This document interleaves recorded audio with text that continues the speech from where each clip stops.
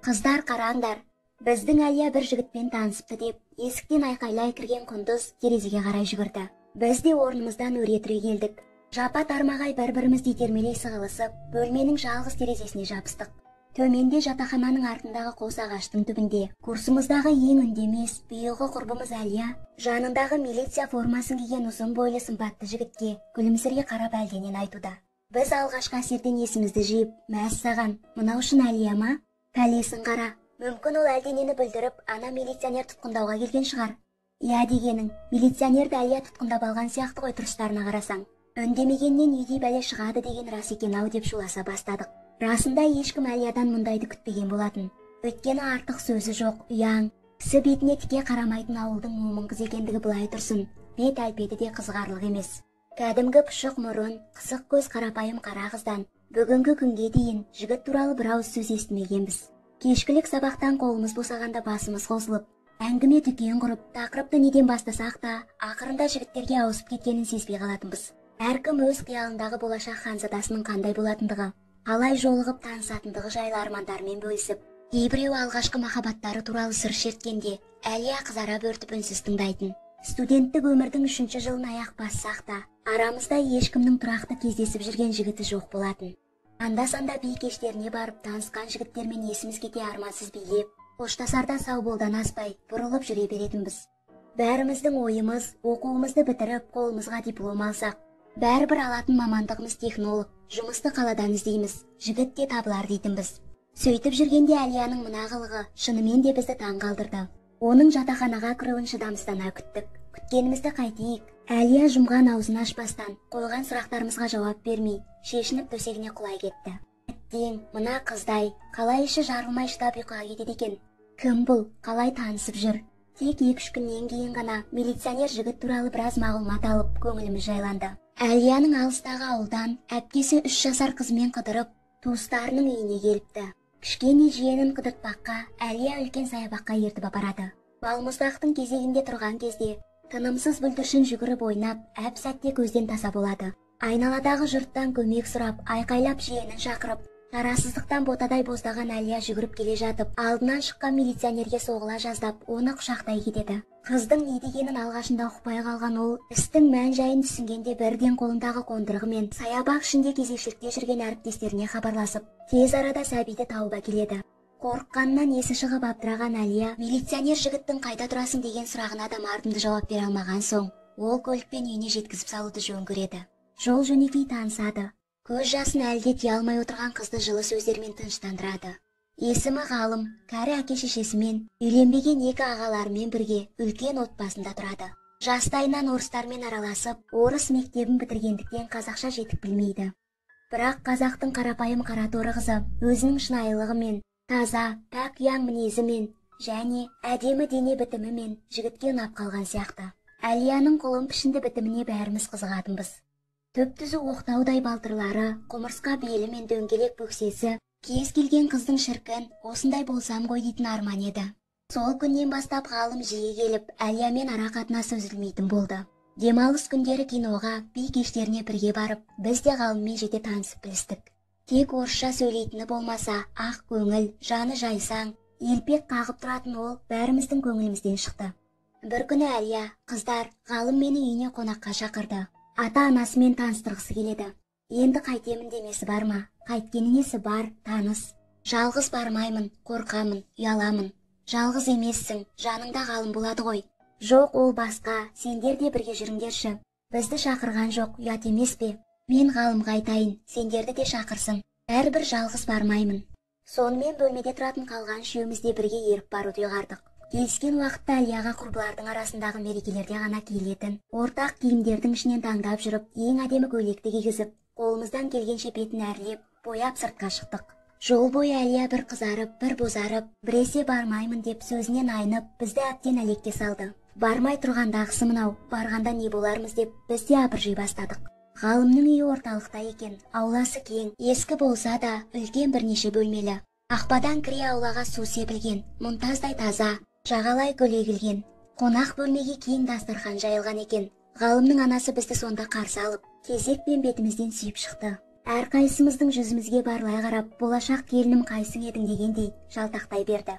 Біз бір кісідей артқа шегініп, жүзі оттай жанып, басын төмен салбыратқан Әлияны алдыға қарай итермеледік. Бісміллә деп, екі бетінен кезек өкпен қартана, бақытты бол айналайын деп батасын берді де, жасаураған көзін алақанымен бір сүртіп, төрлетіңдер қарақтарым, жайғасып отыра беріңдер деп шығып кетті. Аздан соң ғалым әкесін ертіп келіп бізді таныстырды. Ұзақ жылдар бойы қалалық ішкі істер бөлімінде істеп, зейнетке шыққан екен. Өте байсалды, мәдениетті, әр сөзінен байыптылықпен көрегендік сезіледі. Мен жаныма қаламқас тертіп ас үйге кірдім. Бізді көрген Зағила апа, шөлдеген боларсыңдар, міне шай демдеп жатырмын деп елпектеді. Жоқ, сізге көмектесейік деп келдік. Шайды өзіміз демдейміз, сіз отыра беріңіз. Қонаққа шай демдетіп қойғаным ұят болар. Ешқандай ұяттығы жоқ апа, одан да барып қыздармен таныса беріңіз. Біз мұнда бәрін өзіміз реттейміз деп қоярда қоймай апаны қонақ бөлмеге жібердік. Аздан соң бойымыз үйреніп, тіпті осы үйге күнде келіп жүргендей еріксініп барлығын билеп алдық. Әлия да біртіндеп өз-өзіне келіп, ашылып, жайдарлана бастады. Ғалымның ата-анасына Әлияның ұнағанын біз бірден сездік. Содан бастап сессиямыз аяқталғанға дейін әр демалыс күндер осында табылатынымыз әдетке айналды. Келісімен төртеуміз білекті сыбанып тастап, үй тазалау жұмысына кірісіп кетеміз. Ылғи ересек еркектер мен жалғыз қарт әйел тұратын үлкен үйдің бітпейтін шаруасы көп еді. Бір кісідей жұмылып, көптен жөндеу көрмеген үйдің барлық бөлмелерін әктеп, есік-терезелерін, еденін сырлап, адам танымастай өзгертіп жаңалап шықтық. Сөйтіп жүргенде жазғы демалыс басталып, барлығымыз үйде-үйлерімізге тарадық. Арада 2 ай өтіп, жаңа оқу жылы басталғанда жатақханаға орналасып, сағынышып қауысқан қыздардың басы қайта қосылды. Айтар әңгіме көп, бір бөлмеден екіншісіне қонақтап қыдырып, әр ауылдан әкелінген тамақтардан дәм татып мәре сәреміз. Әркімнің жазда немен айналысып, қайда барды, қандай киім сатып алды, кіммен танысты деген сұрақтары да, оның жауаптары да ұшан теңіз. Аздап аптығымыз басылған кезде, біраз сәлем сауқытқа құрт, майларымызды салып алып, ғалымның үйіне бардық. Ғалым кезекшілікте екен. Ата-анасы бізді тап бір өз қыздары алыстан келгендей қуана қарсы алды. Әсіресе Әлияны айналып толғанып, үй ішінің амандығын сұрастырып жатқанын көріп, біз көп ұзамай бұл үйде болатын тойдың қуанышына ортақтасатындығымызға ешқандай шүбә келтірмедік. Ойлағанымыздай күзде құдалық басталып, жаңа жылды ғалымның үйінде, олардың үйлену тойында қарсы алдық. Бірнеше бөлмеге жайылған дастархан басына ғалымның қызметтес достары мен ең жақын туыстары және курсымыздың қыздары түгелдей жиналып, бұл тойды естен кетпестей қызықты әрі көңілді өткіздік. Менің бір байқағаным, ғалымның қолы алдындағы шампан құйылған ыдысқа неше рет созылғанымен, оны көтеріп еріне тигізуге батпады. Іштей әлденеге өз-өзімен күресіп отырғандай көрінді. Тойдан кейін Әлия киім-кешегін жинап, жаңа отбасына көшті де, жаңа өмірді бастады. Ал біз болсақ қалыптасқан әдетімізден танбай, әр сенбі сайын барып, шуылдасып, таң атқанша ұйықтамайтынбыз. Дастархан басында өлең айтып, би билеп, ертеңінде үй жинап, құдды бір өз үйімізде жүргендей сезінетін едік.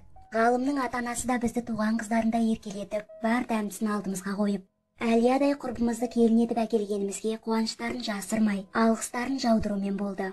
Жақсы ата-ананың тәрбиесін көріп өскен, ибалы да саналы келін тіледік Алладан. Әйтпесе ұлымыз орыстан келін әкеліп, немерелеріміз ұлдарымыз сияқты мәңгүрт болып кетсе қайтеміз деп қиналушы едік. Құдайға мың тәубә, Әлиямыз біз ойлағаннан да асып түсті. Енді бір немере сүйіп кетсек арманымыз жоқ деп жарыса сөйлеп отыратын. Олардың бұл армандары да орындалып, Әлия келесі жылы өмірге Мақпал атты қызын әкелді. Ғалымның қуанышында шек болмады. Әншейіндегі жайдары жігіттің екезуі құлағына жетіп, қызын айналып толғанып, тіпті Әлияның өзінен қызғанатынды шығарды. Мақпал жастан асқанда, ғалымның бойдақ ағалары бірінен кейін бірі үйленіп, үйге тағы 2 келін кірді. Әлия бұл үйдің алғашқы келіні ретінде екеуімен де тез тіл табысып басқарып әкетті. Бұрынғыдай емес, өзінің де қолы ұзарды. Абысын тату болса аз көп деген қайран қазағымның қасиетті сөздері қандай көрегендікпен айтылған десеңші. Бұлар бір шаңырақ астында үлкен отбасына айналып, тату тәтті өмір сүрді. Әлияның 2 абысыны да жүкті болып, дүниеге бір ұл, бір қыз келді. Қаншама үлкен болса да, үйдің тарлығы енді сезіле бастады. Бірақ үй орталықта болғандықтан, таяу жылдары сүріліп, әр жанұя жеке пәтер аламыз деп үміттеніп шыдап келген еді. Әлия 2-ші балаға аяғы ауырлағанда, ғалымның әкесінің денсаулығы күрт сыр беріп, төсек тартып жатып қалды да, көп ұзамай көз жұмды. Біздің көмегімізбен Әлия оқуын тастамай, бірге диплом алғанымен жұмысқа орналаспаған еді. Енді 2-ші баласын, Айдын атты ұлын дүниеге әкелген соң, жұмыс туралы есіне де алмайтын болды. Бірде жолым түсіп, жұмыс бабымен орталықта жүрген Әлияға кіріп шықпақшы болдым. Үйдің іші шашылып, топырлаған адам, азан-қазан жылап шуылдаған балалар. Алғашында шошып қалғанмын. Сөйтсем үйлері сүрілетін болып, орталықтағы жаңадан салынған қабатты үйден әр отбасы жеке 3 бөлмелі пәтердің кілтін алып, көшуге дайындық үстінде екен. Білекті сыбанып тастап, дәл бір өзім көшетіндей, мен де қуана кірісіп кеттім. Ғалымның достары жүктерді көлікке тиеп, жаңа пәтерге келгенде күн қарауытып кеш батқан еді. Әлия мені жібергісі келмеді. Оның үстіне жаңа пәтерді жинастыруға жалғыз шамасы келмейтін болғандықтан, оны аяп мен қонуға қалдым. Азын-аулақ жүктерін орналастырған соң, ғалым достарымен шығып кетті. Арада 2 сағаттай уақыт өткенде, үйге қуаныштан езуі жиналмай ғалым кірді. Табалдырықтан аттап үлгермей, Әлия дастархан жай, тамағың бар ма деп дауыстады. Дастархан басына отырдық.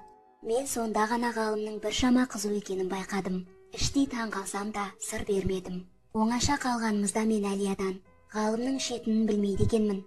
Қашаннан бері ішеді деп сұрадым. Ол күмілжіп теріс айналды.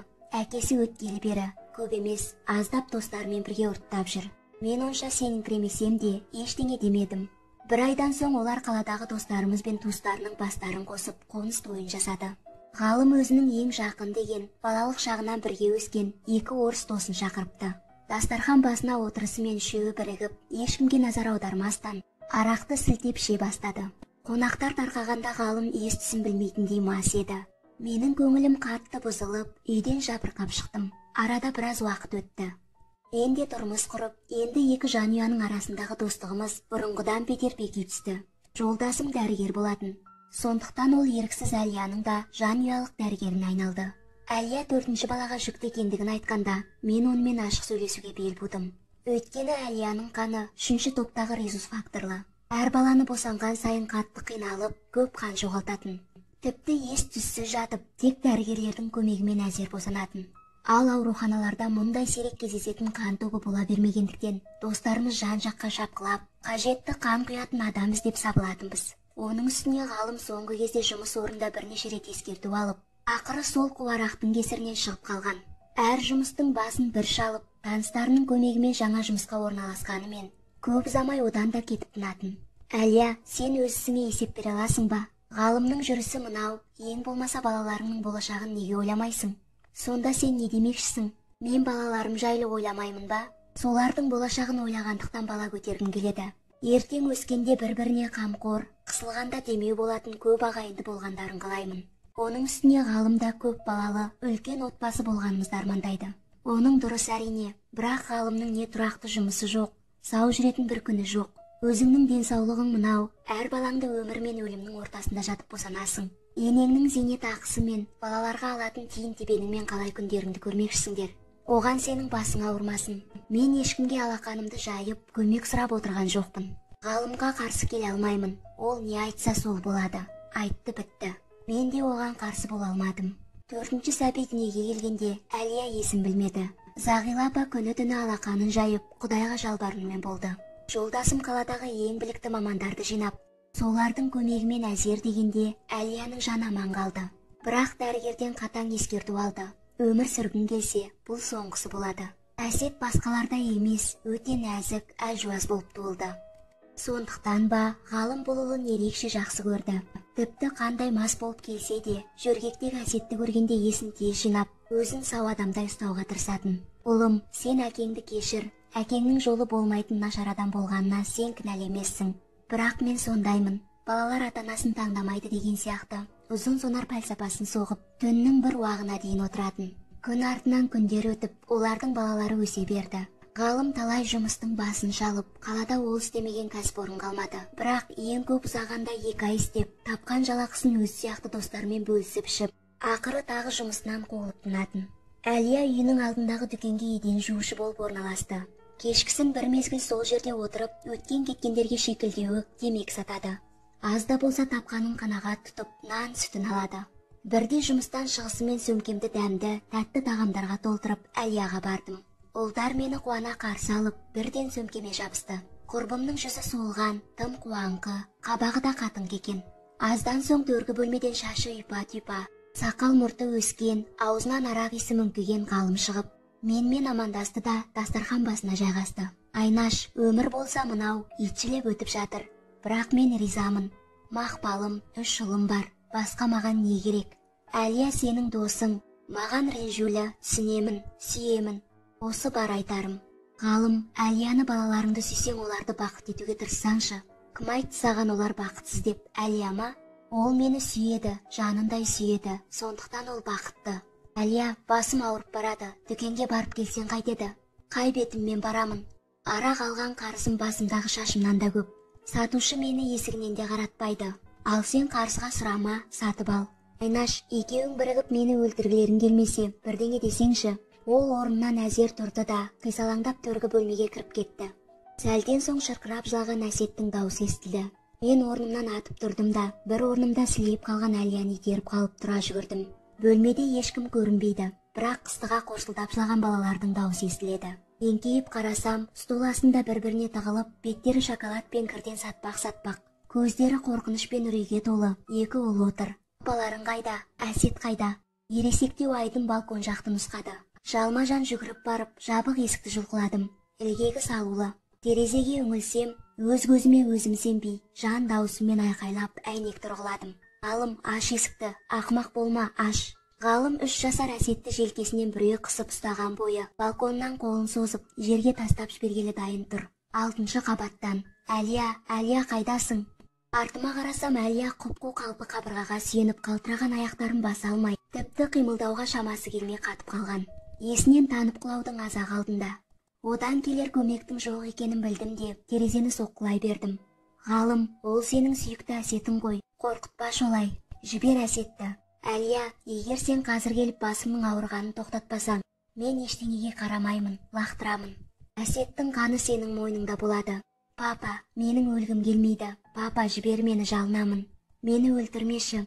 Кіп-кішкентай бүлдіршін өлім деген сөздің мағынасын түсініп білуге тым ерте есейген 3 жасар бейкүнә сәби. Міне осылай өмір үшін жанталасып, шырылдаған даусы дәл осы сәтте Құдайдың да құлағына жетерліктей болды. Құдайға жетпесе де, 7 қабатты үйдің барлық тұрғындары мен көше бойлаған жүргіншілерге анық жетті. Жанашырлық танытқан біреулер милицияға хабарлап үлгерді. Ғалымның мені тыңдамайтынына, оны тоқтата алмайтыныма көзім жетті де, Әлияны бас салып жұлқылай бастадым. Әлия, тез жина есіңді, бар ана жалмауызға талабын орындайтыныңды айт. Құтқар балаңды. Әлия сонда ғана селт етіп, ұйқыдан енді оянғандай алға ұмтылды. Жабық есікті тырмалап қарлыққан дауыспен, құлдығың болайын, Ғалым, жібер ұлымды. Мен қазір әкеліп беремін итішкіріңді деп айқайлады. Ғалым әлде болса қолындағы тыпырлаған ұлына қарап біраз тұрды да, Әлия, неге мені осыған итермелейсің? Бірден әкелуге болмады ма деп, түк болмағандай Әсетті жерге қойып есікті ашты. Жолында тұрған мені қолмен ысырып тастап, құшақтасып жыласқан ана мен баланың жанына жетіп барды. Әлия, менің шыдамым таусылып барады. Жүгір дүкенге. Әлия сөзге келместен, ықылық атқан баланы менің қолыма ұстата салып, есікке қарай жүгірді. Бірақ шығып үлгермеді. Жолын кес-кестеген милиционерлерге соғылып, қайта артқа шегінді. Бұл үйде не болып жатыр? Ештеңе, қалай ештеңе? Бір мас еркек балконнан баласын лақтырмақшы деген жедел хабар түсті. Кім бар үйде? Күйеуіңіз қайда? Мен мұндамын. Ештеңе болған жоқ. Еріккен біреулер болар. Мен өзім де бұрынғы милиционермін. Ондайға жол бермес едім. Жүріңдер сыртта сөйлесейік деп, келгендерді итермелей үйден шығып кетті. Мен балаларды әзер тыныштандырып, Әлияның жанына отырдым. Мұндай күйге қалай жеттіңдер? Ол саған қол көтере ме? Анда-санда, тек балаларға араша түссем ғана. Сонда қалай, өз балаларын ұрама. Мені арақ әкелуге мәжбүрлеу үшін. Олар жыласа мен еріксіз шыдамай әперемін. Достарымен бірге ішіп келеді, бірақ қандай мас болып келсе де жанжал шығармайды. Тек ешкімге ұйқы бермей сөйлей береді. Сау кезінде одан артық мейірімді әке, сүйікті жар жоқ. Мені айналып толғанып еркелетеді, қатты сөз айтпайды. Мен де оны жақсы көремін, бірақ ішіп алса жек көріп кеткендей боламын. Осы уақытқа дейін бізге білдірмей келдің ғой, қалай шыдап жүрсің? Ол марқұм әкесі кеткен соң ішуді бастады. Оған дейін сол кісіден қаймығатын. Қазір ағаларын, тіпті апамды да тыңдамайды. Олар да әбден шаршады, қазір көп келмейді, араласпайды. Көршілерден, сендерден қатты ұяламын, басқа не істей аламын? Емделуге? Қайдағы емделуді айтасың? Көршілер арыз жазып милиция шақыртқан еді. Таныстары болып шықты. 1 сағат өтпей жібере салды. Жатқызып емдету үшін милициядан қағаз құжаттар керек екен. Мен шарасыздықтан не істерімді білмей, көз жасымды тия алмаған күйі құрбымды құшағыма алдым. Сәлден соң үйге Ғалым кірді. Әлия, сен әлі үйдемісің?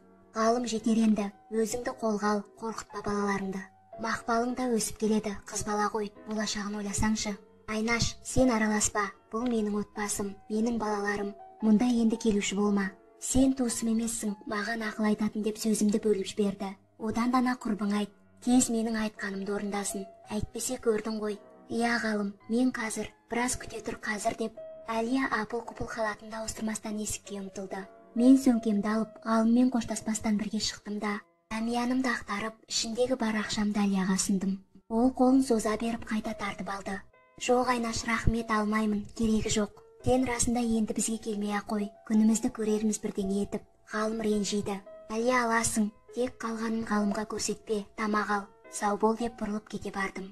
Арада біраз жылдар өтті. Біз олармен бұрынғыдай жақсы араласпасақ та, анда-санда Зағип апаның халін сұрап амандасу үшін ғалымның ағасының үйіне барып жүрдік. Ғалымның 2 орыс досы істі болып сотталып кеткен еді. Ғалым да өз еркімен емделген соң 2 жылдай арағын қойып, жұмысқа орналасып, жағдайлары түзелген сияқты болған. Алайда сол достары түрмеден босап шыққан сәттен бастап, барлық азап пен қорқынышқа толы өткен күндер Әлия үшін қайта айналып келді. Ғалым арақсыз және бөтелкелес достарынсыз өткен әрбір күннің орнын толтырғысы келгендей, бұрынғыдан бетер қатты іше бастады. Енді Әлияға оқтын-оқтын қол көтеріп, ақылын айтып, араша түсуге келген ағалармен төбелесуге дейін барды. Бір күні бізді шырт ұйқыдан мезгілсіз шырылдаған телефон үні оятты. Сағатқа қарасам түнгі 12. Ұйқымды аша алмай, маужырап тұтқаны көтердім. Алло Айнаш, бұл мен ғой, Әлияның абысыны. Тез жетіңдер, не болды? Сұмдық. Мақпалдан айырылып қалдық. Үстімізге қолға түскен киімді іліп, әп-сәтте біз де жеттік. Табалдырықтан аттай сала алдымен көзіме түскені дәлізде кеденде шалқасына жатқан Мақпал болды. Жанында тізерлеп отырған ғалым дірілдеген қолдармен қызының бетін, шашын сипап, асықпай құлағындағы әшекей сырғасын шешті де қалтасына салды. Қасына жақындаған мені мағынасыз тұмантанған көздермен шолып өтіп, иегімен қонақ бөлмені нұсқады. Әлияға бар. Төрдегі кілем үстінде бүктісіп жатқан Әлияда дыбыс жоқ. Тек басын сүйген абысыны мені көрісімен солқылдап жылай бастағанда ғана көзін ашты. Маған танымаған адамдай қарап біраз жатты да қайта талықсып кетті. Үйде басқа ешкім жоқ. Бұл қалай болды? Басқалар қайда? Сұмдық іс. Кешкісін Мақпал інілерін ертіп, серуендеуге аулаға шығып кетеді. Қайтып оралғанда ғалым мен Әлия теледидар көріп отырған. Ғалымның басы қайта ауыра бастаған екен. Жуынатын бөлмеге кірсе, жерге су шашырапты. Ұрынарға қара таппай Мақпалды шақырып алып, осы үйдің қызысың, далада қаңғырғанша мына суды неге сүртпейсің деп жағынан шапалақпен тартып жібереді. Жылап жіберген Мақпалдың көз жасы оның одан әрі ашу-ызасын тудырып, сол жерде ұрып тастайды. Әлия ше, ара түспеген бе? Жоқ, теледидардың дыбысы қатты шығып тұрған, естімеген сияқты. Мүмкін емес. Сосын ғалым Мақпалды сонда қалдырып, бөлмеге оралады да, түк болмағанда теледидар көре бастайды. Мақпал жердегі суды сүртіп, көйлегінің белдігімен су құбырына асылып қалады. Тым-тырыс болып қалғаннан сезіктенген Әлия жуынатын бөлменің есігін тартып ашса, құбырға асылып тұрған қызын көреді. 13-ке жаңа толған қыз бала. Әкесінің осыған дейінгі мас қылықтары, күнделікті кикілжің, анасының шарасыздығы, ауладағы достарының алдында ұят пен намыстан жер болуы әбден титығына жеткенде, ол аз болғандай сол әкенің өзін түкке тұрғысыз нәрсе үшін итше тепкілеп сабағаны шектен шыққан асқандық еді. Жүйкесі төзбеді, солқылдаған жас шыбық қатал дауылға төтеп бере алмай шыртсынды. Арақат көздері үнемі мөлдіреп жымыңдап тұратын, өмірге, өнерге ғашық жас өрім қыз бір сәтте бәрін қиып кете барды. Осы сәтте есік ашылып, үйге бір топ милиционер мен дәрігерлер сау етіп кіріп келді. Жандарында ғалымның ағалары бар. Мен бөлменің есігін қымтап жауып, Әлияны құшақтадым. Қайран менің жан құрбым. Қанатың қайырылып, тағдырдың тәлкегіне түстің. Тұла бойы тұңғышың, сырлас құрбыңдай болып бой көтеріп келе жатқан сүйікті қызғалдағынан бір сәтке айырылып қалдың.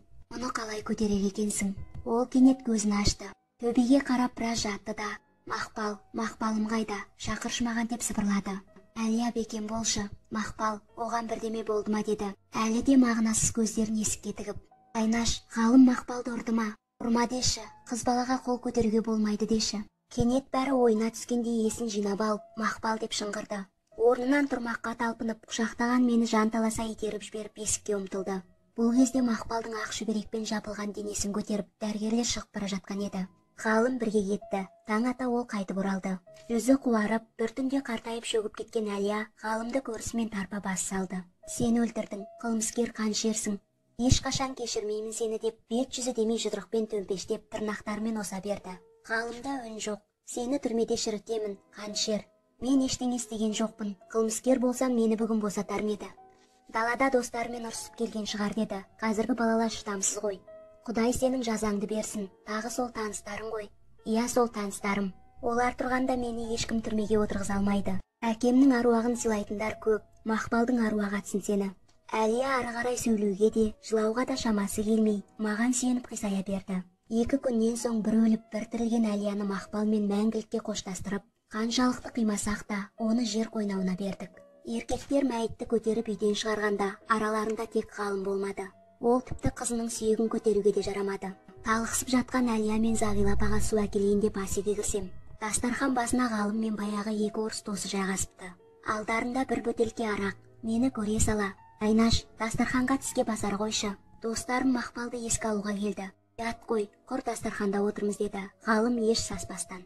Мен тістерімді шықырлата азбарланып, жанарымнан найзағай отын жарқ еткізіп, жерге бір түкірдім. Айуан, қанішер.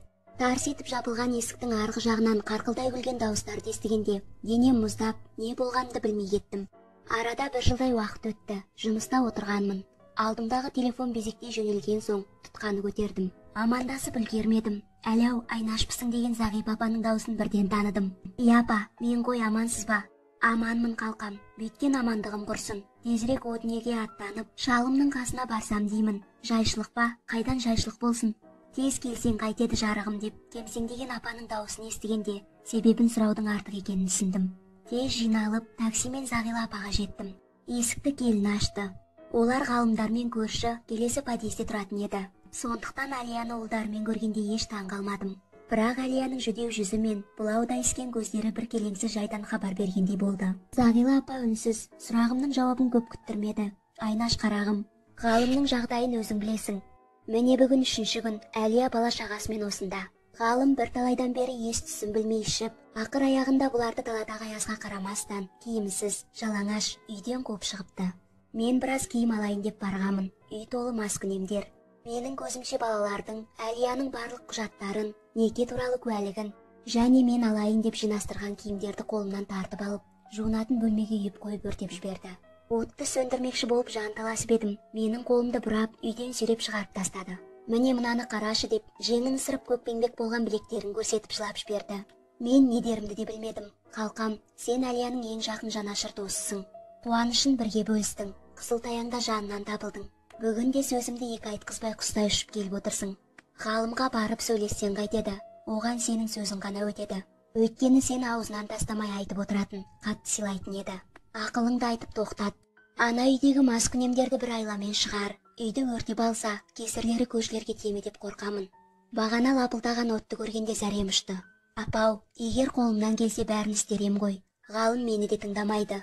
Оның миын арақ улап алған. Бірақ барып сөйлесіп, алдынан өтіп көрейін. Мүмкін бір көмегі болар. Бұлай отыра беруге болмайды» деп белімді бекем буып, мен Ғалымның үйіне беттедім. Есіктің қоңырауын баспас бұрын құлағымды төсеп тыңдамақшы болдым. Іштен күй табақтағы әуенге қосылып, барылдаған мас дауыстар мен қарқылдаған күл естіледі. Мен бойымдағы бар күшімді жинап, тереңнен дем алып, фу деп шығардым да, саусағыммен қоңырауды нық бастым. Сәлден соң есік айқара ашылып, алдымда бір адам шошырлық Ғалым тұрды. «Сәлем», мен барынша көңілді, әрі жайбарақат көрінуге тырыстым. Ол сәлемімді алмады. «Кімге келдің? Кімгесі қалай?» Мен мойнымды бұрып, есіктің сыртындағы номеріне қарадым. «Адасқан жоқпын, әрине сендерге, үйде екенсіңдер ғой. Жұмыстан шыққан бетім, көп болды келмегенме деп кіргенім ғой. Ұлдарды, Әлияны сағынып қалыппын. Өздері қайда, үйде ме деп салдырлай сөйлеп, Ғалымның жанынан қыстырылса өтпекші болдым. Ол жолымды кес-кестеп бөгей берді. «Олар үйде жоқ. Қойшы, әзілің шығар, мына аязда қайда барар дейсің? Үйлеріңде қонақ бар екен, билеп жатырсыңдар ма? Әлия достым, қайдасың? Мені қарсы алмайсың ба?» деп дауыстап, Ғалымның қарсылығына қарамастан бөлмеге өте бердім. Ол мені шап беріп, иығымнан жұлқып артқа бұрды да, есікке арқамды жаншитырып, тырп еткізбей ұстап тұрды. «Үйде жоқ деген тұқпайсың ба? Мен не деп тұрмын саған?» Артынша Ғалымның тарамыстай қатқыл саусақтары кеңірдегіме қадалып, мойнымды барынша қылқындыра бастады. Мен ауа жетпей тынысым тарылып, демімді ала алмай тұншыға бердім. Судан шыққан балықтай алқын ауа қарманып, соңғы күшімді жинап, екі қолыммен оның саусақтарын ажыратуға тырмысып, оң тіземмен екі аяғының дәл ортасынан қойып жібердім. Ол күтпеген жерден жанды мүшесіне тиген соққын ауырсынып, мені қоя берді. Мен тез есімді жинап, екі бүктелген Ғалымды итеріп жібердім де ас бөлмеге өттім. Көк түтінге балта ілсең, жерге түспейтіндей. Шашы көптен тарақ көрмеген Юсіп жалбыраған. Бет аузы ішімдіктен ісініп көлдіреген, шала мас орыс әйел күс-күс қолдарымен картоп ашып отыр. Дастархан басындағы біреу боқтық сөздерін араластыра тілін шайнап. Оған әлденені түсіндіре алмай әлек. Мен жылдан басқа бөлмелерді қарап шықтым. Бәр жерде бірдей жиіркенішті көрініс. Төсекте, жерде, домалап қорылдап ұйықтаған маскүнем қаңғыбастар. Ояу жүргендері барылдап өлең айтып, қисалаңдап билеп, бір-бірін тыңдамай, қарқылдай күліп, өз-өзімен мәз. Бөлмелерде шашылған заттар, сынған ыдыс, бөтелкелер, темекі қалтықтары, балалардың ойыншықтары мен киімдері. Арақ пен темекінің мүңкіген сасы иісінен дем алу мүмкін емес. Мен қонақ бөлмедегі бос орындыққа отыра кеттім. Аздан соң бөлмеге ғалым кірді. Мен оған түк болмағандай күлімсірей қарап, отырсаңшы, әңгімелесейік дедім. Ғалым айналасын көзбен шолып, терезе түбінде жатқан екі орысты жұлқып тұрғызды да, бөлмеден шығарып есікті жапты. Не айтасың, сені де құрбың мені аңдып келуге жіберді ме? Бар айт. Мас екен де, достарымен ішіп отыр екен де. Ғалым, мені ешкім аңдуға жіберген жоқ. Өзім келдім. Мыналар сенің достарың ба? Қашаннан бері қаңғыбастармен дос болғансың? Иә, достарым. Өйткені олар мені түсінеді. Маған Гоша, сен еркексің дейді. Әйелің ауылдан келген, өмірден артта қалған, сайраңдап рахаттануды білмейді дейді. Ол рас. Біз саған қаланың мынау деген қызын тауып береміз. Таста оны дейді деп бас бармағын шошайтты. Өйткені олар сенің отбасыңның бар екенін, әйелің мен балаларының жанында жүргеніңді қызғанады, көре алмайды. Өздері сияқты қаңғып жүргеніңді қалайды. Олар шын достар емес. Осыны түсінсеңші. Ғалым бір сәтке үнсіз қалды. Әлия қайда? Білмеймін, мені тастап кетіп қалды. Өтірік айтасың. Ол сені ешқашан тастамайды. Өйткені ол сен ақымақты жақсы көреді. Сен сияқты маскүнем, арамтамақты қалтықсыз сүйетін екі адам бар. Біреуі анаң, екіншісі Әлия. Ал сен болсаң екеуін де мына маскүнемдерге айырбастап, өмірлеріне балта шауып отырсың. Еркектік намысыңды жерге таптадың. Әкеңнің аруағын сыйламадың. Анаңа қол көтердің. Балаларыңның болашағын жермен жексен еттің. Сүйген адамыңды қор қылдың. Сен ылғи әкеңді мақтанышпен айтып отырушы едің ғой. Ал сенің ұлдарың өскенде әкелері туралы кімге, не деп мақтанады? Әлия Мақпалдың өлімін менен көреді. Ажырасамын, кетемін дейді. Бірақ қайда барады? Мен оны жібермеймін. Барлық құжаттарды өртеп жібердім. Қалай ажырасады екен, көрейін деп ол қарқылдай күлді. Ақымақ, мен әрқашан Әлияны қолдаймын. Егер ол сенімен ажырасамын десе көмегімді аямаймын. Ертеңнен бастап құжаттарды қайта жасауға өтініш беремін. Сотқа арыз жазамын. Көршілер мені құптайды. Ертең ақша таусылғанда мына қаңғыбастар сені тастап өз жөндеріне кетеді. Сен жападан жалғыз қаласың. Ойлан, әлі де кеш емес. Мыналарды қуып шық. Әлияға, балаларыңа бар. Анаңның аяғына жығыл, кешірім сұра. Ас үй жақтан Гоша, сен қашан босайсың, күтіп отырмыз ғой деген дауысты ести сала, ғалым бірден өзгеріп сала берді. Орнынан атып тұрып, алдымен мен сені бұл үйден қуып шығамын. Өзіңше ақылдымын деп отырсың ба? Сендердің, Әлия екеуіңнің ойларың белгілі. Мені түрмеге тығып, мына пәтерді менен тартып алмақсыңдар ғой. Ол ойларың жүзеге аспайды. Айтер екен деп тыңдап отырсам, болды енді, аз сайраған жоқсың. Бар кет, жоғал, жаныңның барында. Әйтпесе деп мені отырған жерімнен жағамнан ұстаған күй жұлқып тұрғызды да, есік жаққа қарай сүйрей жөнелді. Ғалым, тоқта, мұның не? Қайдағы пәтер? Есің дұрыс па өзі? Білемін сен сияқты сайраған сайқалдарды. Бар, аманыңда кет қазір, әйтпесе пытшытыңды шығарамын. Мен шындап қорқа бастадым. Сонда да оны сездірмей, ғалымның қолдарынан жанталаса сытылып шықтым да. Тыңда, бұл менен еститін ақырғы сөздерің. Сен сияқты арамза айуандарды мен де білемін. Ертең ақ ит болып, өзің келесің Әлияның алдына. Сонда сенің бетіңе түкірермін. Ананың көз жасы ешқашан жібермейді. Ал екі бірдей ананы жылатқан адамның екі дүниеде де жолы болмайды. Құрыдым дей бер. Мен бұрыла беріп желкемнен тиген жұдырықтан біраз есеңгіреп тұрып қалдым. Сосын қаным басыма бірақ теуіп, жалт бұрылдым да, ойымдағы бар күшімді алақаныма жинап, тістене ғалымның жағынан аямай тартып жібердім. Ол да тосыннан тиген соққыдан қабырғаға шалқалай соғылды. Мен осы сәтті пайдаланып, үйден атып шығып қаша жөнелдім. Артыма қарамай жүгірген бойы Зағила апаның үйіне кіре солқылдап жылап жібердім. Үйдегілер мені айнала қоршап алып, не болды? Ол сені ұрды ма? Бір жеріңді жазым еткен жоқ па?